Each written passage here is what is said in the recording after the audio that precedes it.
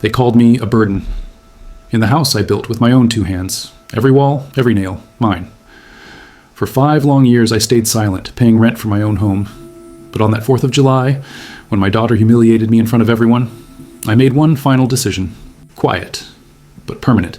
My name is Harold Jenkins. I am 64 years old right now. I built this entire house using nothing but my own 2 calloused hands, every single plank of wood, every nail hammered in place, every beam lifted and secured. It took me exactly 19 grueling months filled with nights and weekends after 12-hour shifts at the mill. When my only daughter Claire finally got married, I looked her in the eyes and told her she could live here forever. What I never once told her was that I never transferred the deed into her name. The house was mine from day one. It always was, and it always would be.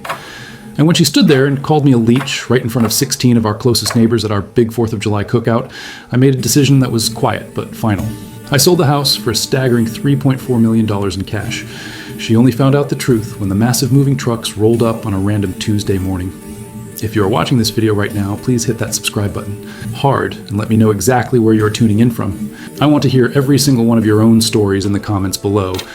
This is exactly what happens when people mistake patience for weakness and kindness for ownership they can abuse. Let me take you all the way back to the very beginning so you understand how we got here. It was not always like this at all.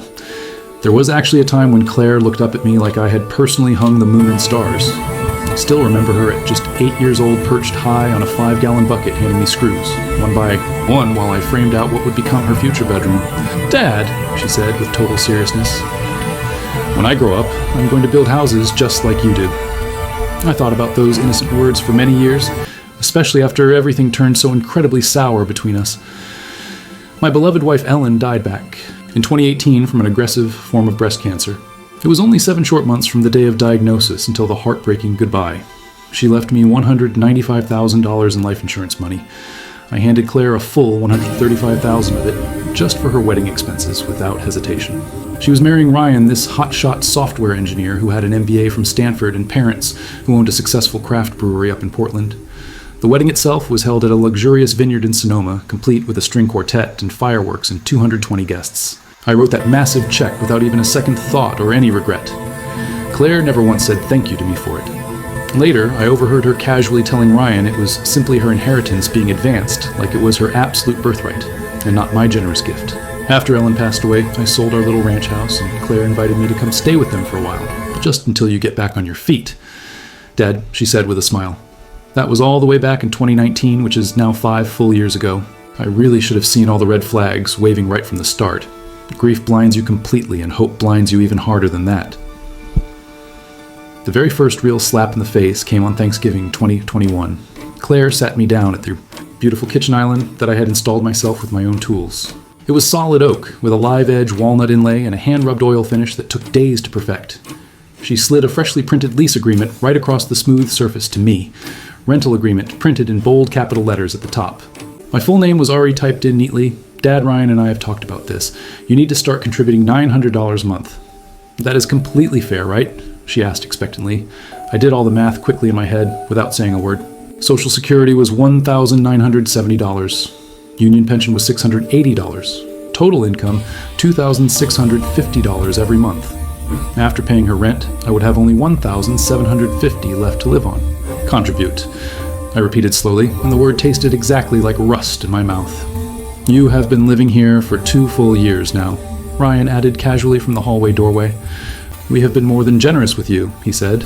They did not mention once that I mowed their half-acre lawn every single Saturday without fail. Did not mention that I replaced the garbage disposal just last month, which would have cost $420 if they called a plumber. Did not mention that I watched Lily and Mason 4 full afternoons every week while they both worked their jobs. Daycare alone would have run them $1,400 a month easily. None of that apparently counted as contributing in their eyes. My hands actually shook when I finally signed that humiliating paper. The same exact hands that had poured the concrete foundation slab back in 2001. Then came Ryan's smug LinkedIn post in August 2022. I did not even have a LinkedIn account, but Mason showed it to me on his little tablet. He was only 7 years old and did not understand any of it. Grandpa, why is there a picture of your boots on here? He asked innocently. The post showed my old Red Wing work boots placed by the garage door. I always kept them neatly in the mudroom out of the way. Ryan had clearly staged the whole photo just to make his point. The caption read, "When house guests forget boundaries, respect walks right out the door." It had 1,800 professional connections and 62 laughing emoji reactions. That very same week, I paid the $4,800 second-half property tax installment. I had been paying those taxes faithfully. Since 2001 at $6,900, like absolute clockwork, Claire never once asked why the county tax bills never came addressed to them. Over the course of 22 long years, I'd paid a total of $138,000 in property taxes on a house my daughter genuinely believed was hers. Here's the part that Claire never knew, or even suspected. When I originally built this house, back in 2001, I was just 40 years old. I had already been working as a millwright for 17 solid years by then. I knew every detail about permits and deeds and county clerks and how everything worked. I did absolutely everything by the book from start to finish. The official deed was filed on April 9th, 2001, with Harold Jenkins listed as the sole owner. When Claire got married in 2017, and I told her, "This is your home. Now you can live here forever," I meant exactly that. Live here, not own it. I never once corrected her mistaken assumption about ownership. Maybe that was my biggest mistake in the end. I kept every single important document locked away in a storage locker at U-Haul Unit 87 off Highway 12. I had rented that unit the very day I broke ground and paid $135 a month for 22 full years. Inside those metal walls were all the original permits and my contractor license number 742819. There were lumber receipts and concrete delivery tickets and everything else you could imagine. And of course, the big one, the original property deed itself. There were also receipts for all the upgrades that Claire loved to brag about to everyone. Quartz countertops installed in 2020 for $9,100. Tankless water heater replacement in 2022 for $4,800. Hardwood flooring installed throughout the entire house in 2023 for $14,200. The grand total for those upgrades was $28,100 exactly. Every single penny charged to my personal Visa card. Claire told her entire book club that Ryan had personally gut renovated the whole place. She posted time-lapse videos on TikTok that got 180,000 likes. She never once tagged or mentioned the man who actually paid for everything. I kept telling myself over and over that it was all for the grandkids and that made it worth it. Lily drew me a brand new picture every single day when I picked her up from school. Mason would only fall asleep if I read him The Little Blue Truck every single night. But all the little digs and comments started adding up slowly but surely. The eye rolls every time I talked about the good old days back on the job sites. Claire constantly correcting me with Dad. "It is our house now, not yours anymore." Ryan's constant. Snide remarks like, "Get an electric vehicle, Harold, that 2004 F-150 is an absolute embarrassment to the neighborhood." I started feeling like nothing more than vapor drifting through my very own walls that I had built, but I stayed completely quiet about everything. "You are the grown-up here, Harold." Just set the right example for everyone, I told myself. Then the 4th of July 2023 finally arrived and everything changed forever. Before I dive deep into what happened at that cookout, you need to fully understand what kept me paralyzed for so long. There were 3 unbreakable chains holding me in place no matter how bad it got. The first chain was my precious grandkids, Lily and Mason. Lily was 8 years old at the time. Every single day she would bolt off the school bus and run straight into my waiting arms. "Grandpa, guess what we learned all about volcanoes today?" she would say breathlessly. Mason was only 5 years old. He absolutely needed the little blue truck read to him every single night, or he would not sleep at all. I would read that same book 60 times in a row, and he would still catch me if I tried to skip even one beep beep. If I ever left the house, Claire would immediately gatekeep access to the kids. "You can see them only when it is convenient for us." "Dad," she would say coldly. I had already seen her freeze out Ryan's sister completely after one argument for 4 full months with no contact. I simply could not risk losing my grandkids like that. Lily and Mason were literally all I had left in this world after Ellen died. One quiet night, Lily crawled right into my lap and looked up at me. "Grandpa, you're going to live here with us forever, right?" she asked with total trust. I lied straight to her sweet face and said, "Of course, I will always peanut." The second chain was all about money and survival. I was already paying Claire $900 every month in rent, which totaled $10,800 a year. On top of that, I was still paying the full property taxes of $13,800 every year. That meant a total annual bleed of $24,600 just to live in my own damn house. I had $380,000 saved up from 35 years of 70-hour work weeks and brown bag lunches and driving the same truck for 19 years. But rent anywhere decent in wine country for even a small studio ran between $2,700 and $3,400 a month. That would be $32,400 to $40,800 a year easily. That was more than my entire monthly income combined. I ran those terrifying numbers over and over every single night before bed. If I left, I would burn through all my savings and be completely broke by age 73. That is what I kept telling myself anyway to justify staying. Later, I finally realized I was thinking exactly like a helpless tenant, and not like the true owner of a $3.4 million asset. The third chain was my reputation in the community and how everyone would see me, Ryan's entire family. Already looked at me like I was nothing but dead weight that Claire had generously rescued. At our big Thanksgiving dinner, his father raised a toast to self-made men and stared directly at me the whole time. His mother once asked me, right in front of everyone, "Harold, when exactly are you planning to get your own place, finally?" Claire had carefully spun the entire narrative to everyone we knew we took Dad in after Mom died, and it was only supposed to be temporary. If I ever pushed back or fought against it, I would instantly become the bitter old man attacking his own generous daughter. The whole neighborhood would side with Claire, who was 38 and a VP at a fintech company and caring enough to house her aging father. I would be painted as the ungrateful villain in every story. Ellen's very last words to me in the ICU still rang in my ears. "Don't let pride split you from the kids forever." She meant Claire and the grandkids when she said that, so I swallowed. Every single insult, the rent payments, the social media posts, the constant feeling of invisibility. But I kept every single receipt and document anyway because that was construction habit drilled into me. You always document absolutely everything because you never know when you will need hard proof someday. I just did not know yet exactly what I would need all that proof for in the end. Then July 4th, 2023 finally arrived like a perfect storm. It was one of those absolutely perfect Northern California days with 78 degrees and zero humidity in the air.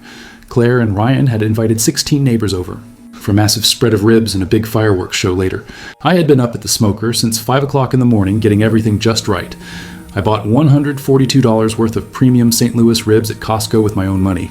Ryan never even noticed or cared and just assumed it was all coming from house funds somehow. The backyard looked absolutely sharp and magazine ready that day. The massive cedar deck I had built myself back in 2002 had aged into this perfect silver gray patina. It was 1,000 square feet of hand-selected lumber that cost you $9,800 even back then, and I did every bit of the labor myself. People were milling around everywhere, chatting and laughing, the Garcias next door and the Patels across the street and others. Ryan was already on his 4th IPA beer and holding court by the brand new outdoor kitchen setup. That outdoor kitchen had cost a full $6,200, and I paid for every penny of it. He was loudly talking about crypto investments and RSUs, and the Series B funding his startup had just closed. He made his $162,000 salary sound like he was worth $2 million easy. I just flipped ribs on the smoker and stayed completely quiet like always. Then Maria Garcia walked over to me. She is a good woman and a nurse, and she watched me build this entire place from the ground up. "Harold, this deck is still absolutely gorgeous. You built it, 21 years ago?" "Now," she said, loud enough for others to hear. "2002. I replied, "That makes it exactly 21 years this summer." Claire's head snapped around immediately. Dad helped with some of it, but we have upgraded absolutely everything since then. Ryan immediately piled on top of that. "Yeah, we basically rebuilt the whole house from top to bottom ourselves." I did not take the bait at all and just kept basting the ribs with sauce. That is exactly when Claire decided to go completely nuclear on me in front of everyone. "Honestly, Dad," she said, loud enough for the entire backyard to hear every word. "When? Are you ever going to actually contribute anything meaningful around here for once?" Every single conversation around us died instantly, and 16 pairs of eyes turned directly toward me. "I mow the lawn every single week without fail," I said, trying to keep my voice completely steady and level. "That is not contributing, Dad. That is the absolute bare minimum anyone would do." "Claire, come on now," Maria started to say in my defense. "No. Maria, this absolutely needs to be said right now. He acts exactly like a permanent guest who never leaves." Ryan stepped right up beside her. "We never once planned for him to stay here a full 5 years like this." I carefully set the tongs down on the side of the smoker. "You literally asked me to move in right after your mom died and passed away. It was only as a temporary thing. Dad in it has now been half a decade. You need to figure your own life out finally." The silence that followed was thick enough to cut with a knife and heavy as smoke from the grill. Lily suddenly started crying. She was only 8 years old and did not understand why Mommy was yelling at Grandpa. Mason hid behind Ryan's leg, clutching it tightly. Claire was not even close to being done yet. "You eat all of our food every day. You live in our house rent-free, basically, but you do not help with anything." 16 neighbors stood there watching the entire scene unfold in real time. I slowly folded the apron I'd been wearing since 6 o'clock that morning. I handed it directly to Claire and said, "Finish the ribs yourself from here." I walked straight inside the house, through the kitchen that I had personally framed and built, past the beautiful island that I had crafted with my own hands, up the stairs that I had carried 2x12s for, into the guest room that used to be Claire's childhood bedroom when this whole property was still just raw dirt and a dream. I closed the door behind me, and my hand shook so badly that I actually missed the knob not once, but twice. I sat down, heavily on the edge of the bed, and heard the party slowly restart outside. I heard Ryan's forced and overly loud laugh echoing across the yard. I heard Claire casually tell someone he is just being so sensitive about everything today. I looked slowly around that familiar room at the lavender walls I'd painted myself when Claire was only 14, the ceiling fan that I had personally wired and installed without any help, the closet shelves that I had built from scratch when the original ones finally sagged and gave out. I had built this entire house as a lasting legacy, so Claire would never have to know real struggle like I did growing up. But somewhere along the way, that legacy had twisted into a cold cage, and the daughter I had raised with love had somehow become my jailer without even realizing it. I sat there in that room for a full 4 hours listening to everything outside. I heard cars slowly start to leave one by one as the party wound down. I heard them putting the kids to bed upstairs with their usual routine. I heard them finally retreat to the primary suite with the luxurious spa bathroom that I had personally tiled from floor to ceiling. Ellen's face suddenly floated up in my mind clear as day. Don't let pride separate you from the kids. But this was no longer about pride at all anymore. This had become about pure survival, and nothing less. That night, I did not sleep even a single minute. I sat in the complete darkness until 2:30 in the morning, staring at the ceiling, the same exact ceiling that I had personally sheetrocked and sanded perfectly smooth. At midnight, I finally opened the closet and pulled out Ellen's old cardboard photo box from the very back. I flipped through the albums slowly under the dim closet light. There we all were at the official groundbreaking ceremony in June 2000, me and Ellen and Claire standing between us. She was 15 years old, grinning ear to ear, holding a ceremonial gold-painted shovel. I had worked a full swing shift that day and then driven straight here to start digging the footing trenches. Ellen had brought a cooler full of homemade iced tea to keep us going. Claire had helped me run all the string lines and pound in the stakes for the foundation layout. "This is going to be our forever home, Dad," she had asked with pure excitement in her voice. "It will be yours someday." I'd promised her, so you never have to struggle like I did growing up. I closed the album gently and felt a tear roll down my cheek. At 3:15 in the morning, I finally got in my truck and drove straight to my storage unit at U-Haul 87. I had been paying $135 a month for that unit for 22 full years, which totaled $35,640 spent just on storage. Claire did not even know that the unit existed or what was inside it. I unlocked the roll-up door and pulled out all the critical boxes I would need. Inside were the original city permits and my contractor license and every receipt imaginable. And most importantly, the original property deed itself filed with the county. I held that deed under the harsh fluorescent light and read every word 4 times slowly. I had never once transferred ownership to anyone else. I had told Claire she could live here forever, but I never said I was giving her the house outright. Legally speaking, Claire was nothing more than a licensee who was charging me rent in my very own house. I found another box with all the renovation receipts neatly organized, the quartz countertops and the tankless water heater and the hardwood. Floors totaled $28,100 exactly. Every upgrade credited entirely to Ryan's so-called vision and taste and investment. I sat down on the cold concrete floor of that storage unit and did something I had not done since Ellen's funeral. I laughed out loud, but it was not a happy laugh at all.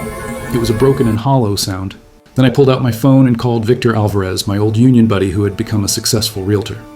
We had framed houses together back in '95 and stayed close ever since. I had even fronted the money for his kids' braces back in 2010 when times were tight. The phone rang 5 full times before he finally picked up, his voice thick with sleep. "Harold, it is 3:30 in the damn morning. What is going on? Vic, if I wanted to sell a house right now, how fast could it actually happen?" Complete silence on the line for a long moment. "Your house, Harold. Why on earth would you sell it now?" "Just answer the question, please," I said, trying to keep my voice steady. He exhaled loudly. "Okay, wine country market. This price range, cash buyer, no contingencies, no inspection issues, 10 days, maybe 12 at the most, and the owner does not need permission from any tenants living there." There was a long pause on the line. "Harold, please talk to me. What the hell happened to make you think about this?" "I will call you back tomorrow," I said, and hung up before he could ask anything else. I sat there in the storage unit until the sun finally started to come up.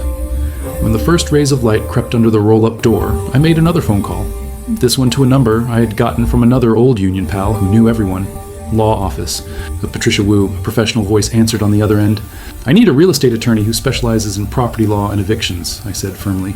"May I ask what this call is regarding?" "Exactly," the receptionist asked politely.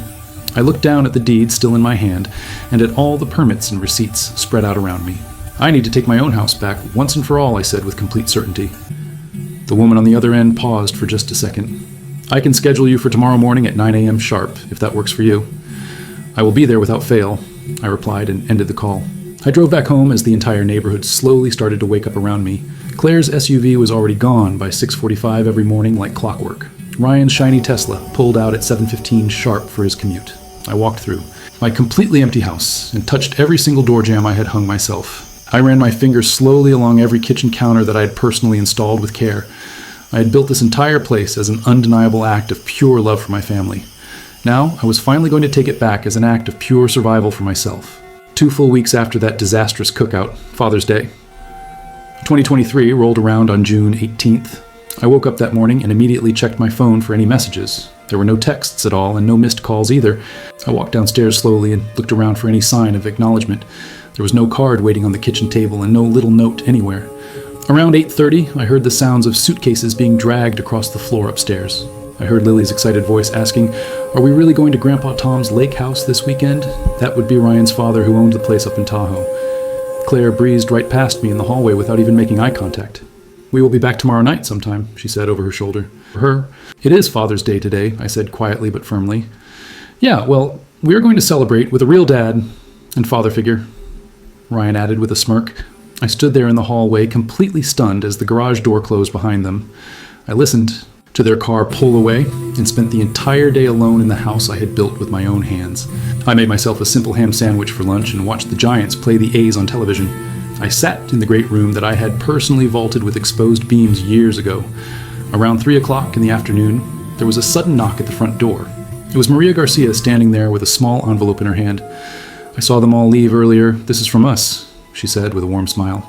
Inside the card it said to the man who built our entire neighborhood from nothing, "Happy Father's Day, Harold."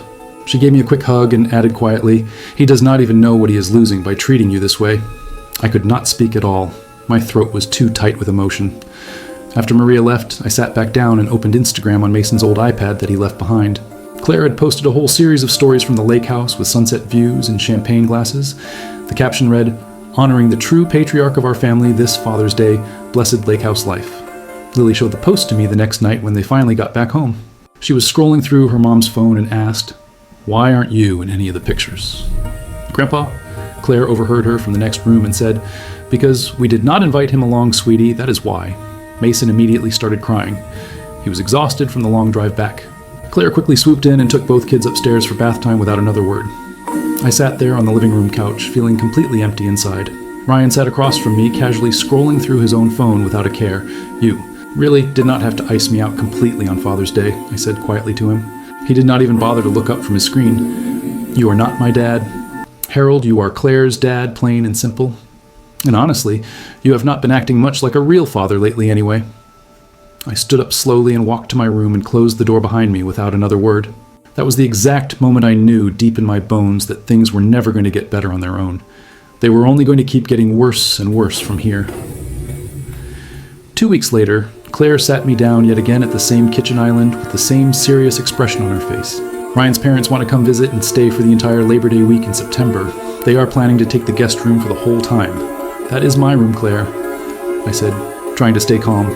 "It is our house, Dad, not yours, and they are family. So you will need to find somewhere else to stay for that week. You can get a hotel room or an Airbnb or whatever works for you." I just stared at her in complete disbelief for a long moment. "You want me to leave my own room for a full week, just so your in-laws can visit and stay here. We simply do not have enough space." "Dad, you need to be reasonable about this." Ryan walked by at that exact moment and heard the tail end of the conversation. "We honestly cannot afford to help chip in for a hotel for you, Harold, so you will just have to figure it out on your own." Claire slid a printed piece of paper across the island toward me with several Airbnb listings on it. I found some decent options. The average is about $210 a night. 7 full nights would come to roughly $1,470 total. "You have got some savings still, right, Dad?" she asked expectantly. I looked down at those printed listings, and then back up at Claire, and then over at Ryan, who was leaning against the doorframe with his arms crossed. "I will figure something out," I finally said quietly and went upstairs to my room. I sat down on the edge of the bed in the guest room that used to be Claire's childhood bedroom. I made exactly 3 important phone calls that would change everything. The first call was to Patricia Wu, the real estate attorney I had met with months earlier. The second call was to Victor Alvarez, the realtor who was ready to list the property. The third call was to my bank to move enough money into checking to cover all the upcoming legal fees. When I was finally done with all 3 calls, I lay back on the bed and stared up at the ceiling. The same ceiling that I had personally textured and painted years ago. I had stayed quiet and patient for far too long already. Let me walk you step by step through everything that happened between January 2024 and June 2024. Those were 6 full months where I moved in absolute complete silence behind the scenes. January 2024. I drove to Patricia Wu's office on the 14th floor in downtown Santa Rosa with panoramic views of the hills. I brought every single document I had, the deed, the permits, every receipt, everything. I spread them all out on her desk like evidence in a courtroom trial. Patricia was 55 years old with a sharp bob haircut and no-nonsense attitude. "You actually built this entire house yourself from the ground up," she asked with raised eyebrows. "Every single inch of it with my own hands," I confirmed proudly. She carefully studied the original deed and then asked never transferred ownership to anyone else. "Never once," I replied firmly. She pulled up the official county records on her computer right then and there. Harold Jenkins listed as the sole owner with 0 liens against the property. Current estimated market value between $3.3 and $3.6 million. I felt something massive unlock deep inside my chest when I heard those numbers. I want to do this as quietly as humanly possible.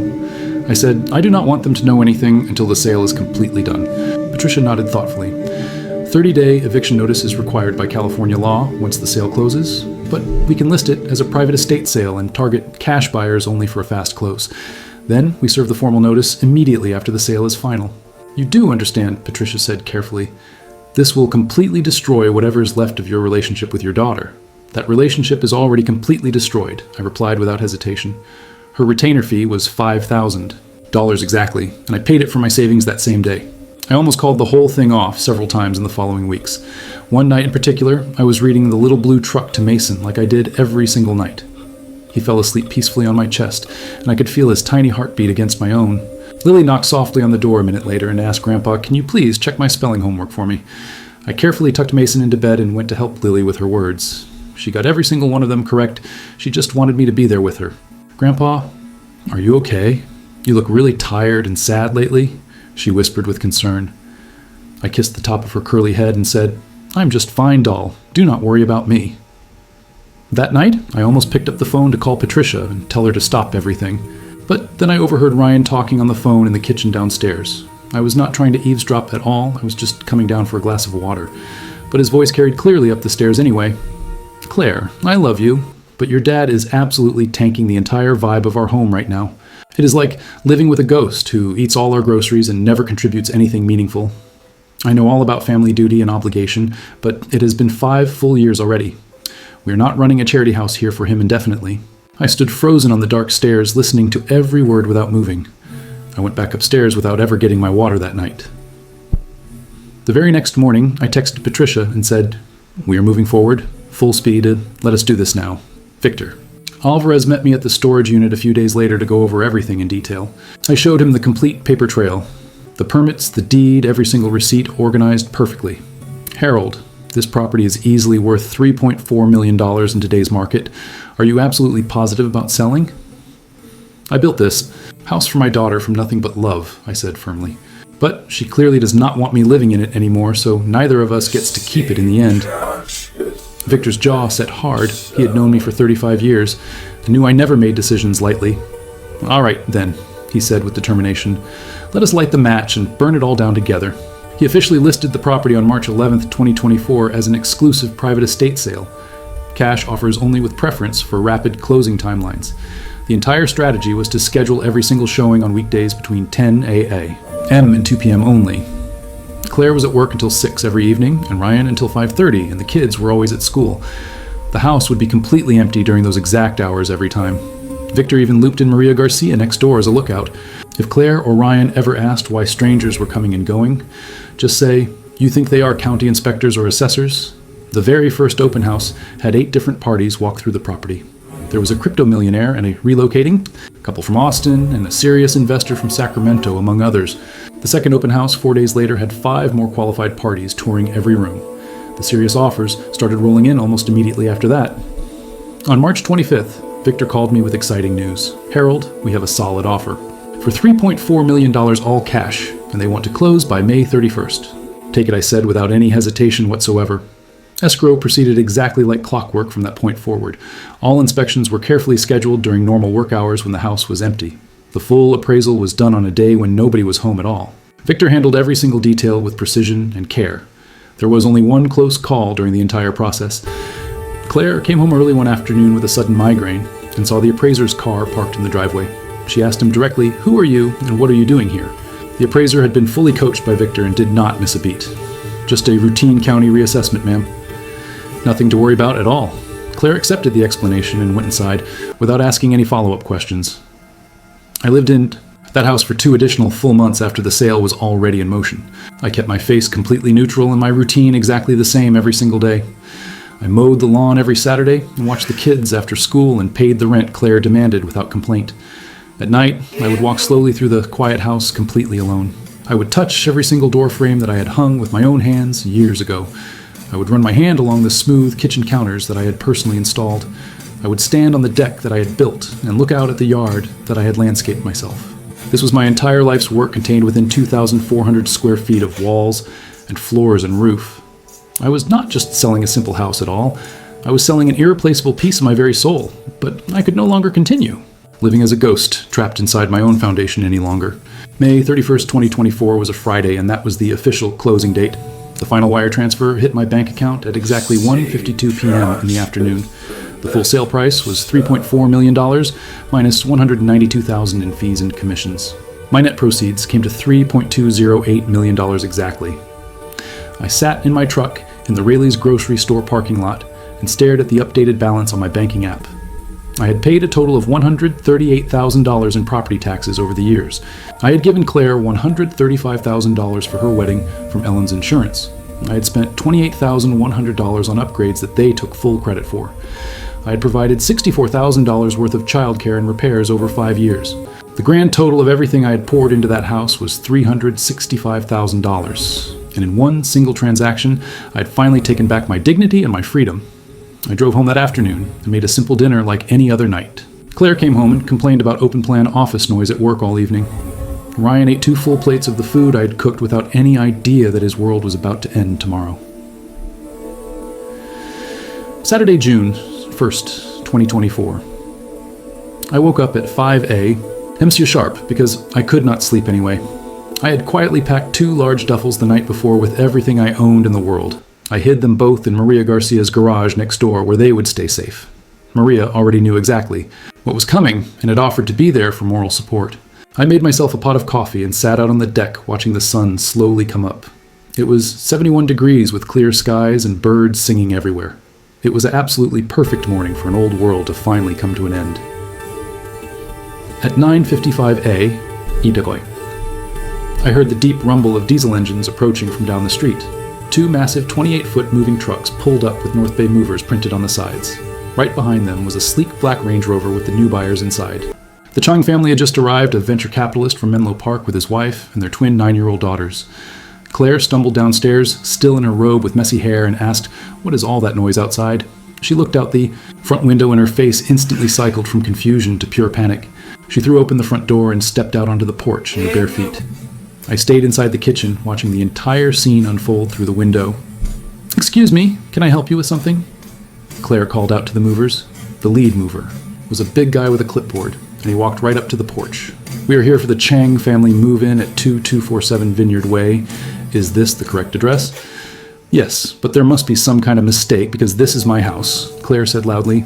The mover checked his paperwork one more time and said, "The sale closed yesterday afternoon, ma'am. We are here to unload everything." Claire spun around on the porch and locked eyes with me through the kitchen window. She ran back inside the house, straight to where I was standing calmly. "Dad, what the hell is going on right now?" She practically screamed at me. There was a thick manila envelope sitting on the kitchen island that I had left there at 6 a.m. "Mr. Sharp." Claire grabbed it and ripped it open with shaking hands. Inside was the formal 30-day eviction notice on official legal letterhead. There was a certified copy of the original property deed and a copy of the final sale contract. And there was a personal letter from me explaining everything in detail. Claire started reading my letter out loud with her voice cracking and breaking. "Claire, I built this house from nothing back in 2001 with my own 2 hands. I never once transferred the deed into your name or anyone else's name. I let you live here for free out of nothing but pure love for my daughter. You stood in front of everyone and said, I do not help with anything at all. Here is exactly how I helped over the years in cold, hard numbers. Property taxes paid $138,000 from 2001 to 2024. Your wedding funded with $135,000 from your mother's life insurance money. Upgrades, you took full credit for $28,100. Exactly. Yard work and repairs and babysitting valued at $64,000 over 5 years. Grand total of everything I gave, $365,000. The house just sold for $3.4 million cash. You have exactly 30 days to vacate the premises completely.